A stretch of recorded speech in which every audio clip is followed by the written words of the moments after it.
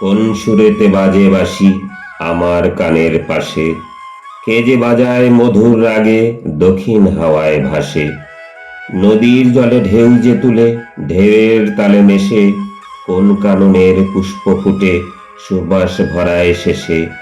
পথের পান্ত থমকে দাঁড়ায়, চমক লাগে তারে, কার বাতায়ন খোলা রেখে সামনে সে যে বারে। ঢেউ খেলা ওই সুরের দোলা বনের মাঝে মাতে, কুঞ্জে কুঞ্জে পাখির সারা সেই ক্ষণেকের সাথে।